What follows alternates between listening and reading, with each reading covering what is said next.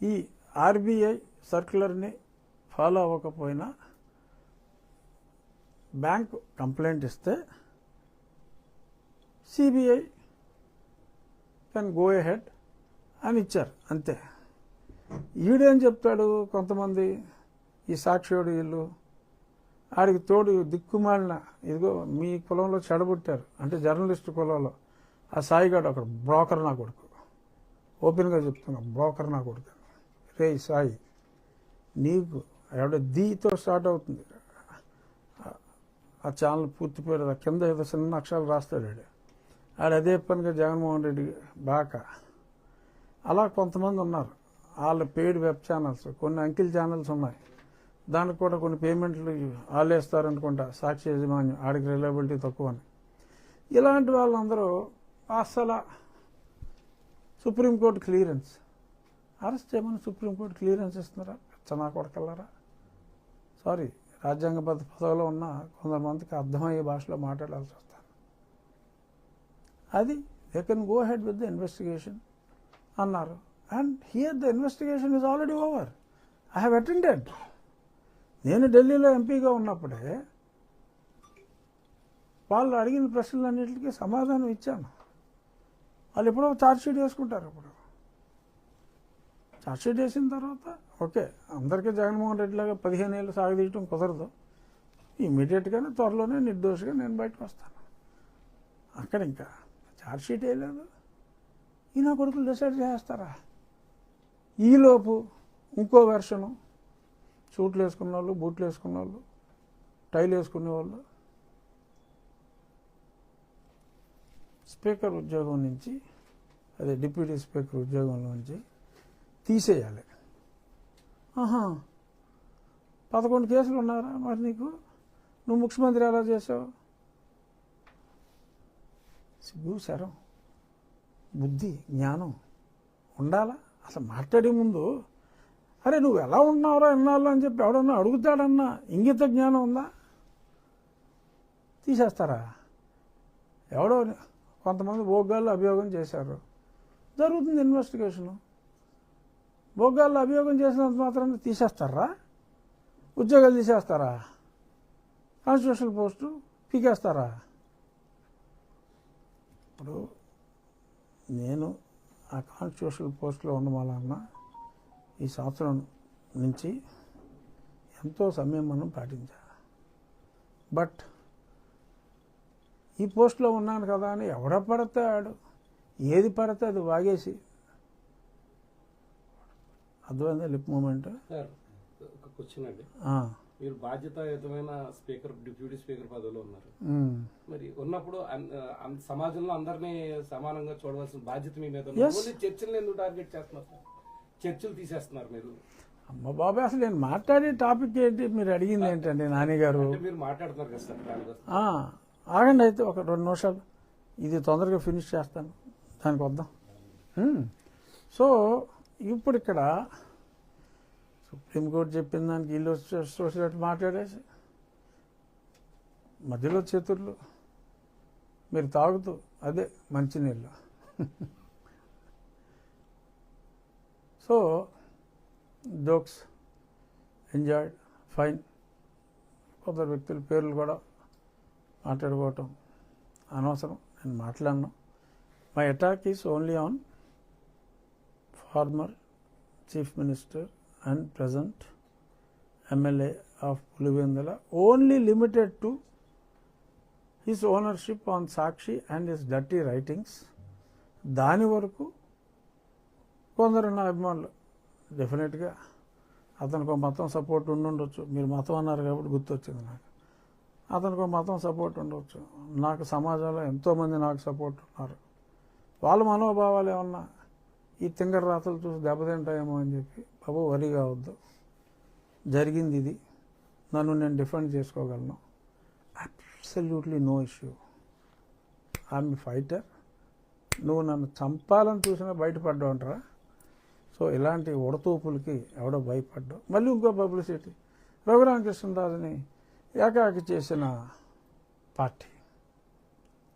మరి అసలు సంబంధం ఉందా? అసలు ఈ మ్యాటర్ ఏంటి? ఏకాకి చేయటం ఏంటి అంటే ఏం చేసేయాలి? ఏం చేసేయాలి? పార్టీ రోడ్లు ఎక్కేయాలా? తెలుసు కదా అందరికీ, పెట్టింది నాన్ సెన్స్ అని తెలుసు, నా కేసు నేను పోరాడుకోగలనని తెలుసు. సో ఏ వారియర్కి ఎవడ మద్దతు అవసరం లేదురా. మద్దతు ఎవడైనా అడిగితే ఇస్తారు, అసలు నాకు అవసరమే లేదు, అక్కడ మ్యాటరే లేదు, నాకు దేనికి మద్దతు? జగన్మోహన్ రెడ్డి మీద పోరాటం నేను ఎవడ మద్దతు తీసుకుని మొదలెట్టానా? నేను మొదలెట్టినప్పుడు ఎవడన్నా రోడ్డు మీద ఉన్నాడా? ఇంట్లోనే ఉన్నారుగా అందరూ. 2020లో ఫిబ్రవరిలో మార్చిలో మొదలెట్టా పోరాటం. సరే అక్టోబర్లో ఇదిగో ఆజాన్ బాబుతో కేసు వేయించాడని చెప్పాను కదా, ఇంకా అప్పటి నుంచి అటాక్ ఇస్తానే ఉన్నాడు. ఇక్కడ ఎన్ని కేసులు పెట్టాడు నా మీద? ఒకసారి ఊరు వస్తున్నాను రా అంటే 4 SC ST కేసులు పెట్టాడు నా మీద. ఆ తరకు పోలీస్ స్టేషన్ ఆ బార్డర్లో ఒకటి, ఎవడో కెనడీ అంట నర్సాపురంలో ఒకటి, ఆల్మోస్ట్ ఎస్సీలతోనే క్రిస్టియన్స్తో పెట్టించి, చర్చి చెప్పావు కాబట్టి ఇవన్నీ గుర్తొచ్చినాయి, పెట్టించి ఇక్కడ ఒంట్లో ఒకటి పెట్టి ఎక్కడ పెడితే అక్కడ SC కేసులు అయితే 4 పెట్టారు. SC కేసులు ఏంటి? సరే నేను మళ్ళీ అన్నిటి మీద స్టే తెచ్చుకుని మళ్ళీ వస్తున్నానంటే అక్కడ రంగరాజన్ ఉండేవాడు కదా అప్పుడు మంత్రి, తర్వాత అని తీసి దొబ్బారు. ఆడే సోడా బుడ్లు పెట్టి సోడాలు ఇసిరేసి కొట్టాలని చెప్పి అంతా స్కెచ్ చేసుకున్నాడు. సరే చూద్దాంలే, అప్పటికి నాకు CRPF వచ్చేసింది అనుకుంటే ఇంకో 4 కేసులు పెట్టాడు ఏదో అరెస్ట్కి. మళ్ళీ ఆ 4 కేసులకి మళ్ళీ కోర్టుకి వెళ్ళి దానికి మళ్ళీ స్టే తెచ్చుకుని ఇంకో 2 నెలలు పట్టింది. మళ్ళీ వస్తానంటే ఇంకో 4 ఎడతాడు. ఈ లీటర్ ఖర్చులు ఎందుకురా నాయన మనకి? అది ఏంటిది హోల్ అది హోల్కి రకరకాల భాష ఉంటుంది. ఆ భాష నేను మాట్లాడకూడదు ఈ పొజిషన్లో. సో అర్థమైన వాడికి అర్థమైనంత. సో ఎందుకులే అని చెప్పి నేను రావడం కూడా మానేశాను. అంతా పోయించా వాడిని. నాకు వాటిని సపోర్ట్ ఉన్నాడు. అప్పుడు 2 years ఒంటరి పోరాటం చేశా. నాకు ఇప్పుడు నా పార్టీ సపోర్ట్ అవసరమా? నాకెందుకు సపోర్టు? నాకు లేదని మై సన్స్ ఎందుకు బాధపడతారు? దేని బాధపడతారు? రఘురామకృష్ణరాజు ఒంటరి. I feel proud. నాకు నచ్చిదే ఒంటరి పోరాటం. జగన్మోహన్ రెడ్డిని ఓడించాలనే ఏకైక లక్ష్యంతో పోరాడా. ఆ పోరాటంలో కొందరు కలిశారు.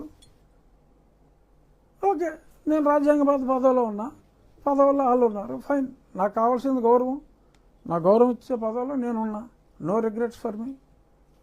అధికారం కావాల్సిన వాళ్ళు అధికారంలో ఉన్నారు, గౌరవం కావాల్సిన వాళ్ళు గౌరవమైన పదవుల్లో ఉన్నారు. నేను సంతోషంగా ఉన్నా. నాకే పార్టీ సహాయం అవసరం లేదు. ఎందుకు? తప్పు చేస్తే ఏమంటే హెల్ప్ చేయండి అని అడగాలి తప్పక. ఏ తప్పు చేశాను? నేను హ్యాపీగా ఉన్నాను, తప్పు చేయలేదు కాబట్టి. సో వాళ్ళు అదొక ప్రయత్నం. అంటే ఏది? నాకు ఏదో పార్టీ లీడర్షిప్కి గ్యాప్ క్రియేట్ చేయాలని. అరే నాకు నచ్చిన పదవిలో నేనున్నా, నాకు నచ్చంత సానుభూతి. సో కాబట్టి సంతోషంగా ఉన్నాను నేను. మళ్ళీ ఆ ఉన్నమాద మీద పోరాటం నాకు ఎవరి సహాయం అవసరం లేకుండా నేను చేసుకుంటున్నానని. నన్ను హింసించారు అని చెప్పి ఎన్ని మీటింగుల్లో ఎంతమంది మాట్లాడారు? అదొక ఎలక్షన్ అంశం అన్న సంగతి మీకు తెలుసు కదా. 1.5 సంవత్సరం అయింది ముందుకెళ్ళిందా కేసు. అయినా నేను బాధపడలేదు కదా, పోరాడుతున్నా. ఇగోరా సాక్ష్యాధారాలు, ఇన్ని ఎవిడెన్స్లు వచ్చిన తర్వాత కూడా ఇంకా మీరు చక్కబాజం చేస్తా కూర్చుంటారా అని అడుగుతున్నా. అంతే తప్ప నేను ఎవరి దగ్గరికి వెళ్ళి దీనంగా బతిమాలలేదా. ఎందుకంటే పోరాటం నా సహజ లక్షణం. కొడుపుంజుకోను. అది సంక్రాంతి పందుంగోడిలాగా పారిపోదు కదా. పందుంగోడి పోరాడుతుంది, అసలు దాన్ని చంపుద్ది లేకపోతే చేస్తుంది. చావుకి ఎదిరించే నేను జగన్మోహన్ రెడ్డితో పోరాడా. దాక్కున్న వాళ్ళు దాక్కున్నారు, అది వేరే విషయం. సో నాకు ఎవరి సానుభూతి అవసరం లేదు. ఎందుకంటే నేను ఆశించలేదు కాబట్టి ఇంకా హర్ట్ అవుతా, ఎవడన్నా సానుభూతి చూపెడతా. నాకు అవసరం లేదు. నేను పెట్టిన కేసు సాక్ష్యాలు ఉన్నాయి, వీలైనంత త్వరగా న్యాయం చేస్తే పోలీసు వ్యవస్థ మీద, పరిపాలనా వ్యవస్థ మీద ప్రజలకు నమ్మకం పెరుగుతుంది. ప్రజలకు నమ్మకం పెరగకపోతే, ప్రజల నమ్మకాన్ని పోగొట్టుకుంటే భవిష్యత్తు కొంచెం కష్టం అవుతుంది. ప్రజలకు ఆ భరోసా ఇవ్వాలి అనేది నా ఉద్దేశం. తప్పకుండా ఈ ప్రభుత్వం, ఎందుకంటే నేను బయట ఉన్నాను, నేను ప్రభుత్వంలో లేను, సో కాబట్టి చెప్పాను, తప్పకుండా ఈ ప్రభుత్వం ఆ విషయంలో భరోసా ఇస్తుంది అన్న విశ్వాసం నాకుంది. పోలీసు ఉన్నతాధికారి ప్రత్యక్షంగా మీడియా పరంగా ఆయన వీడియో రిలీజ్ చేస్తున్నారు. మరి దాన్ని ఇప్పటి వరకు ప్రభుత్వం అలా రిలీజ్ చేయకూడదని ఆర్డర్ ఇవ్వకుండా సామెతలు ఊరికే రావమ్మా. ఇప్పుడు చాలా మాట్లాడారు, అందరికీ తెలిసినయే. సామెతలు ఊరికే రావు. ఏ సామెత ఎవరన్నా చెప్పగలరా? పిల్లి గుడ్డిదైతే ఊహించుకోవా, నువ్వు ఎత్తు చూపెట్టాలటి. సో సామెతలు ఊరికే రావు. డెఫినెట్గా అలాగని చూస్తూ ఊరుకోదు ఏ ప్రభుత్వం. నియంత్రించలేదు కదా సార్ ఇప్పటి వరకు మీ మీద ఆరోపణలు.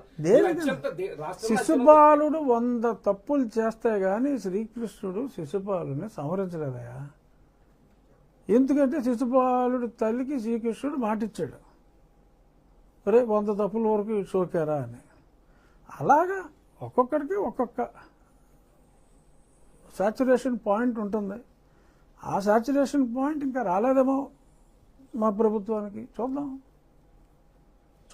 ఎందుకంటే that is the administrative capability of the governance or the government. So చేయకపోతే ఏమవుతుంది? నాకేమైనా నష్టం ఉందా వ్యక్తిగతంగా? మీ ఇమేజ్ బేస్ చేస్తూ మాట్లాడారు కాదు. మరి అత్యున్నత పదవిలో ఉన్నారు, రాష్ట్ర పోలీస్ శాఖ దాన్ని నియంత్రించట్లేదంటే దీన్ని ఎలా తీసుకోవాలండి అసలు మామూలు? ఎగ్జాక్ట్ భలే ప్రశ్న నాని గారు. మీడియా వాళ్ళందరినీ అడుగుతున్నా. దాని వలన ప్రభుత్వానికి నష్టమా, నాకు నష్టమా చెప్పండి? నాకు వ్యక్తిగతంగా ఏమన్నా నష్టం ఉందా? మొరిగే కుక్క మొరుగుతుంది అనుకుంటా ముందుకెళ్తా, నాకేంటి? నా ఇమేజ్కి ఏమన్నా నష్టమా? నేను ఇవాళ ఎక్కడికైనా వెళ్తే ఖచ్చితంగా చెప్పగలను, నాతో ఫోటోలు దిగినంత మంది ఈ రాష్ట్రంలో ఒకళ్ళిద్దరి కన్నా కూడా ఎక్కువ మందితో దిగరు. అంటే రాజకీయ నాయకులు, సినిమాటల్లో చెప్పట్లే. అంత గ్లామర్ ఉంది ప్రజల్లో భగవంతుడి దయ వలన. దీనివలన సరే పోనీ నాకేదో 1 గ్రాము నష్టం ఉందనుకోండి, మేజర్ నష్టం టన్నుల లెక్కన ఎవరికి? ప్రభుత్వానికి. నాకెందుకు బాధ? నాకు ప్రభుత్వంతో సంబంధం లేదు. నేను ఎక్కడో ఒక గౌరవం ఇచ్చి నన్ను మూలం కూర్చోబెట్టారు. సమావేశాలప్పుడు యాక్టివ్గా ఉంటాం, మా పిటిషన్స్ కమిటీ మీటింగ్ అప్పుడు యాక్టివ్గా ఉంటాం. గౌరవప్రదమైన పోస్ట్ కాబట్టి ఆనందంగా ఉన్నాను. నేను ఎంత ఆనందంగా ఉన్నానో నా ఫేస్ చూస్తేనే తెలుస్తుంది. హ్యాపీగా ఉన్నా, కాన్స్టిట్యున్సీ అభివృద్ధి చేసుకుంటున్నా. కనీసం నాకు దగ్గరలో కూడా ఇంకెవడ ఉండే అవకాశమే లేదు. అన్ని ఊర్లకి వాటర్ ట్రీట్మెంట్ ప్లాంట్లు పెట్టాను. 18 ప్రభుత్వం ఇస్తే 50 చిల్లర నేను పెట్టించా నా స్నేహితులతో, నాకు తెలిసిన బ్యాంకుల సౌజన్యంతో, వాళ్ళ సిఎస్ఆర్ నిధులతో చేయించా. కాలువలన్నీ బాగు చేశాం. ఇంకొంతమంది బాధపడుతున్నారు. ఆ కాలువలు బాగు చేసే క్రమంలో కొన్ని చర్చలు కూడా కాలువ మీద ఇటు నుంచి అటు